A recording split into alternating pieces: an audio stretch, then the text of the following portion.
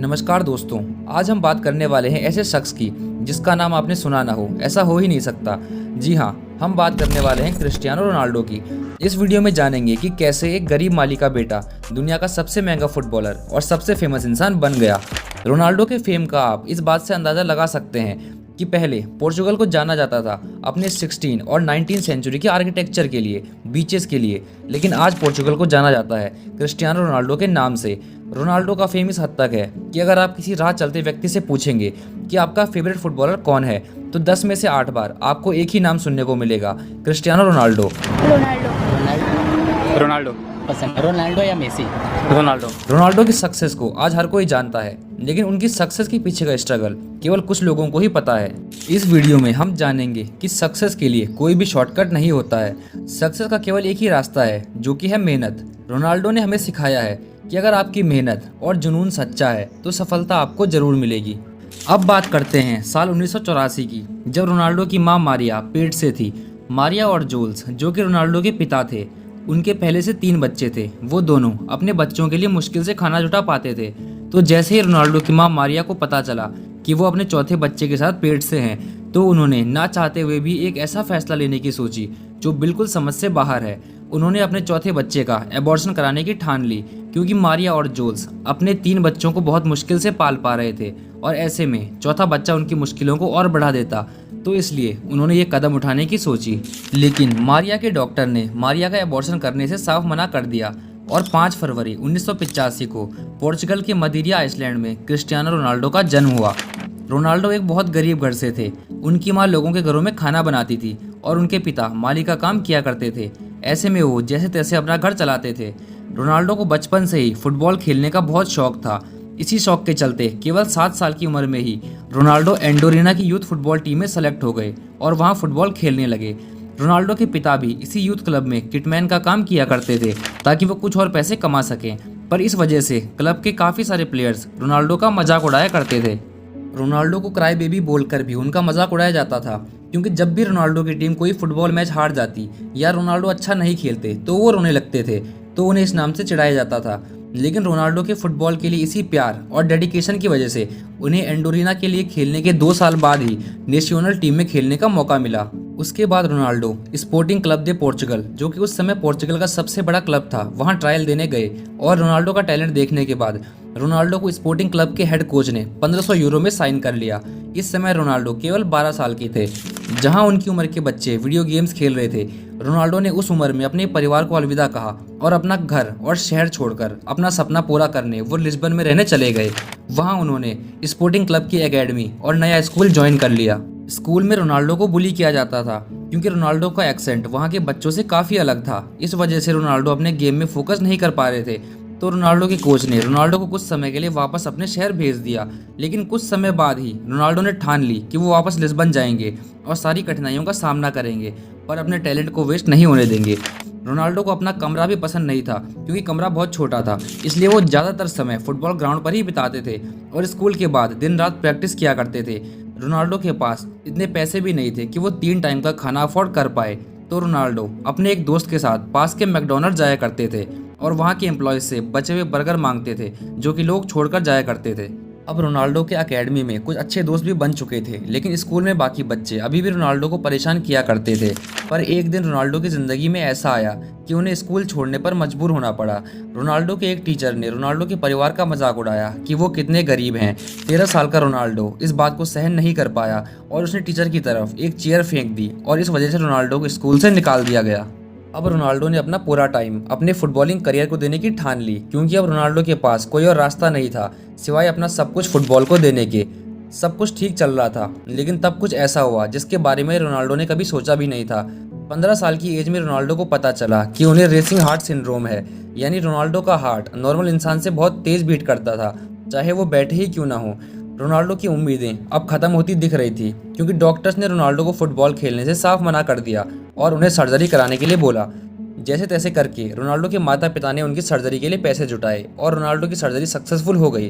Ronaldo को doctors ने football खेलने से मना किया था, लेकिन लगभग 1 महीने बाद ही रोनाल्डो फुटबॉल ग्राउंड पर दोबारा उतरते हैं और इस बार पहले से भी ज़्यादा मेहनत करते हैं। रोनाल्डो अब इतना अच्छा खेलने लगे थे कि उन्हें यूथ नेशनल टीम में खेलने का मौका दिया जाता है और रोनाल्डो अपने पहले 30 मैचेस में ही 18 गोल दाग देते हैं। अब रोनाल्डो लगभग 16 साल के हो चुके थे, तो उन्हें स्पोर्टिंग की सीनियर टीम में आसानी से जगह मिल गई।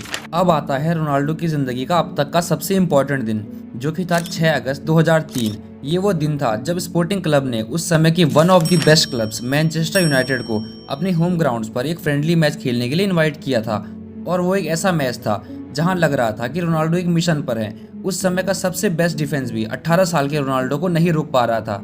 केवल 25 मिनट में ही रोनाल्डो ने अपना पहला असिस्ट दिया और मैच खत्म होने से पहले रोनाल्डो ने एक और चांस बनाया और स्पोर्टिंग ने मैनचेस्टर यूनाइटेड को 3-1 की स्कोर लाइन से हरा दिया। रोनाल्डो की परफॉर्मेंस से मैनचेस्टर यूनाइटेड के कोच सर एलेक्स फर्गुसन इतना इंप्रेस हुए कि उन्होंने केवल 6 दिन बाद ही रोनाल्डो को अपनी टीम के लिए 13 मिलियन पाउंड में साइन कर लिया, जो कि उस समय किसी भी टीनेजर के लिए सबसे ज़्यादा प्राइस था। अब रोनाल्डो से पूछा जाता है कि वो कौन सी जर्सी नंबर लेंगे, तो उन्होंने नंबर 28 प्रीफर किया, लेकिन सर एलेक्स ने रोनाल्डो से पर्सनली बात की और उन्हें नंबर 7 की जर्सी दी। तो यहाँ से शुरुआत होती है CR7 की। इसके 4 दिन बाद ही रोनाल्डो बोल्टन के अगेंस्ट अपना डेब्यू करते हैं और अपनी स्किल्स और ड्रिबलिंग से सबको हैरान कर देते हैं और मैनचेस्टर यूनाइटेड इस मैच को 4-0 से जीत जाती है। अपनी बेहतरीन परफॉर्मेंस के चलते कुछ हफ्तों बाद ही रोनाल्डो अपनी नेशनल टीम के लिए भी डेब्यू करते हैं। उसी सीजन में रोनाल्डो अपनी टीम के लिए FA कप के फाइनल में विनिंग गोल स्कोर करते हैं और सारी दुनिया का ध्यान अपनी ओर खींच लेते हैं। अपनी मेहनत के चलते 19 साल के रोनाल्डो को 2004 के यूरो कप के लिए पोर्चुगल नेशनल टीम में जगह दी जाती है और रोनाल्डो यूरो कप में भी अपनी छाप छोड़ने से पीछे नहीं हटते हैं। रोनाल्डो 2 गोल और 1 असिस्ट देते हैं और इंग्लैंड के खिलाफ विनिंग पेनल्टी स्कोर करके अपनी टीम को फाइनल में पहुंचा देते हैं। अब फाइनल होता है पोर्चुगल और ग्रीस के बीच में। रोनाल्डो फाइनल में भी काफ़ी अच्छा परफॉर्म करते हैं, पर उनकी टीम फाइनल मैच हार जाती है। रोनाल्डो मैच खत्म होने पर अपने इमोशन कंट्रोल नहीं कर पाते हैं और रोने लगते हैं, पर प्रेस कॉन्फ्रेंस में वो अपने देश से एक वादा करते हैं कि वो एक बार यूरो कप जरूर जीतेंगे। मैनचेस्टर यूनाइटेड में रोनाल्डो के पहले 2 सीजन एवरेज ही रहते हैं, पर धीरे धीरे रोनाल्डो अपने गेम को और भी ज़्यादा इंप्रूव करते हैं और तब आता है रोनाल्डो के मैनचेस्टर यूनाइटेड करियर का बेस्ट सीजन 2007-8। इस सीजन में रोनाल्डो प्रीमियर लीग का all time goal scoring record तोड़ देते हैं और 31 गोल स्कोर करते हैं। यहाँ तक कि 2008 के चैंपियंस लीग फाइनल में चेल्सी के खिलाफ रोनाल्डो विनिंग गोल स्कोर करते हैं और अपनी टीम को चैंपियंस लीग का फाइनल जिता देते हैं। अगर रोनाल्डो के इस सीजन की स्टैट्स की बात की जाए तो रोनाल्डो केवल 49 मैचेस में 51 गोल्स प्लस असिस्ट प्रोवाइड करते हैं। इस सीजन में रोनाल्डो सब कुछ जीत जाते हैं जो कि एक प्लेयर के लिए पॉसिबल है, जिसमें बैलन डी'ओर भी शामिल है, जो कि साल के बेस्ट फुटबॉलर को दिया जाता है। रोनाल्डो के इस सीजन की परफॉर्मेंस को देखकर सारा वर्ल्ड हैरान था और सभी बड़े क्लब्स रोनाल्डो को साइन करने की कोशिश करने लगते हैं। उनमें शामिल था एक ऐसा क्लब जिसे द ग्रेट व्हाइट शार्क भी कहा जाता है। जी हाँ, मैं बात कर रहा हूँ दुनिया के सबसे बड़े और सक्सेसफुल क्लब रियल मैड्रिड की। और आखिरकार 6 जुलाई 2009 को रियल मैड्रिड उस समय के इतिहास की सबसे महंगी साइनिंग करती है, जो कि होती है क्रिस्टियानो रोनाल्डो की। रियल मैड्रिड 80 मिलियन यूरो, जो कि इंडियन करेंसी में बात करें तो होते हैं लगभग 720 करोड़ में रोनाल्डो को साइन करती है। ये फीस देखकर आप अंदाजा लगा सकते हैं कि रोनाल्डो किस लेवल के खिलाड़ी थे। रियल मैड्रिड के लिए साइन करने के बाद रोनाल्डो अपने पहले ही 4 मैचेस में 4 गोल दाग देते हैं, लेकिन रोनाल्डो को इस सीजन में एक एंकल इंजरी हो जाती है, जिससे रोनाल्डो 8 हफ्तों के लिए बाहर हो जाते हैं। लेकिन फिर भी रोनाल्डो अपने सीजन को खत्म करते हैं 39 गोल्स प्लस असिस्ट के साथ। इसके बाद अगले ही सीजन 2010-11 में रोनाल्डो ला लीगा का बेस्ट गोल स्कोरिंग रिकॉर्ड तोड़ देते हैं, जिसमें रोनाल्डो 40 लीग गोल स्कोर करते हैं। इस रिकॉर्ड को तोड़ना मुश्किल लग रहा था, लेकिन इसके अगले ही सीजन में रोनाल्डो 46 लीग गोल स्कोर करके अपना ही रिकॉर्ड तोड़ देते हैं और अपनी टीम को ला लीगा की ट्रॉफी जिता देते हैं और ला लीगा की हिस्ट्री में पहली बार 100 पॉइंट्स तक पहुंचते हैं। लेकिन अभी भी रियल मैड्रिड चैंपियंस लीग में अच्छा परफॉर्म नहीं कर पा रही थी। लेकिन तब आता है सीजन 2013-14। ये एक ऐसा सीजन था जहां से UCL में रोनाल्डो और रियल मैड्रिड का डोमिनेंस शुरू हो जाता है। इस सीजन में रोनाल्डो चैंपियंस लीग के एक सीजन में 15 गोल स्कोर करने वाले पहले खिलाड़ी बनते हैं। उसके बाद UCL के फाइनल में रियल मैड्रिड का मुकाबला होता है एथलेटिको से और फाइनल में भी रोनाल्डो 1 गोल स्कोर करके अपनी टीम को 10 साल बाद UCL का खिताब जिता देते हैं, जिसे स्पेनिश में कहा जाता है ला डेसिमा।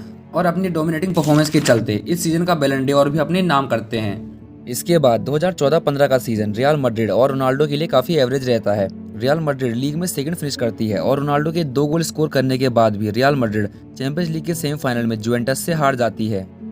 अब शुरू होता है सीजन 2015-16। रियल मैड्रिड के हेड कोच चेंज होते हैं और मैड्रिड ज़िनेडिन ज़िडान को as a head coach appoint करती है। अब रोनाल्डो 30 साल के हो चुके हैं, तो जिडान रोनाल्डो की पोजीशन लेफ्ट विंग से बदलकर उन्हें सेंटर फॉरवर्ड खेलने को कहते हैं। सीजन के शुरू होते ही रोनाल्डो रियल मैड्रिड के लिए 324 गोल स्कोर कर मैड्रिड की हिस्ट्री के टॉप गोल स्कोरर बन जाते हैं। इसके बाद अगले 2 सीजन्स में भी रोनाल्डो की परफॉर्मेंस में कोई गिरावट नहीं आती है और 2017 और 18 में भी रियल मैड्रिड चैंपियंस लीग जीत जाती है और इस खिताब को 3 बार लगातार जीतने वाली पहली टीम बन जाती है। 2018 का यूसीएल फाइनल रोनाल्डो के रियल मैड्रिड करियर का आखिरी मैच होता है। Muchas gracias, esto para mí es muy importante. Me siento a gusto con vuestra pasión que me demuestran siempre todos los partidos en la calle. Estos futbolistas que aquí que me motivan todos los días, el cuerpo técnico, para ser cada vez mejor, dar siempre mi mejor. Ronaldo real Madrid की history के सबसे बड़े legend और top scorer बनकर अपनी team को अलविदा कहते हैं और इसके बाद ज्वाइन करते हैं इटली के सबसे बड़े क्लब जुवेंटस को।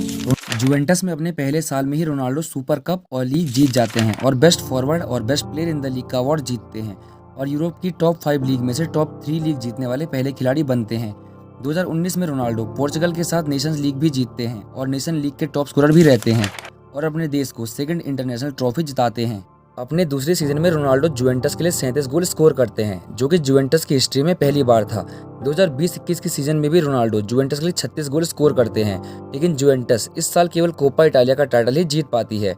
अपने 3 साल के टेन्योर में रोनाल्डो जुवेंटस के लिए 134 गेम्स में 101 गोल स्कोर करते हैं और जुवेंटस की हिस्ट्री में सबसे फास्टेस्ट 100 गोल स्कोर करने वाले खिलाड़ी बन जाते हैं। अब रोनाल्डो का कॉन्ट्रैक्ट जुवेंटस के साथ खत्म हो चुका था तो 2021-22 के सीजन में रोनाल्डो अपने पुराने क्लब मैनचेस्टर यूनाइटेड को ज्वाइन करते हैं, लेकिन ये रोनाल्डो के लिए किसी गलती से कम नहीं था क्योंकि मैनचेस्टर यूनाइटेड इस सीजन में एक भी मेजर ट्रॉफी नहीं जीत पाती है और लीग में भी 6th फिनिश करती है। फिर भी रोनाल्डो मैनचेस्टर यूनाइटेड के टॉप स्कोरर बनकर ये सीजन खत्म करते हैं। अब रोनाल्डो अपने फुटबॉलिंग करियर का नया चैप्टर स्टार्ट करते हैं और रोनाल्डो सऊदी प्रो लीग के क्लब अल नसर को ज्वाइन करते हैं और फुटबॉल की हिस्ट्री का अब तक का सबसे बड़ा कॉन्ट्रैक्ट साइन करते हैं जो कि होता है $4.43 million per week. Cristiano Ronaldo football की हिस्ट्री के टॉप स्कोरर हैं और अभी तक 895 गोल्स स्कोर कर चुके हैं और अनगिनत अवार्ड्स अपने नाम कर चुके हैं जिनमें 5 चैंपियंस लीग्स और 5 बैलन ड'ओर भी शामिल हैं। आज रोनाल्डो उस मुकाम पर हैं जहां पहुंचना हर एक खिलाड़ी का सपना होता है। क्रिस्टियानो रोनाल्डो की स्टोरी से हम ये सीखते हैं कि चाहे आप किसी भी फील्ड में हो, अगर आप कड़ी मेहनत करते हैं तो आपको सफल होने से कोई नहीं रोक सकता। इसी मैसेज के साथ आज की वीडियो को खत्म करते हैं। वीडियो पसंद आई हो तो वीडियो को लाइक और चैनल को सब्सक्राइब जरूर करें। मैं मिलता हूँ आपसे अगली वीडियो में।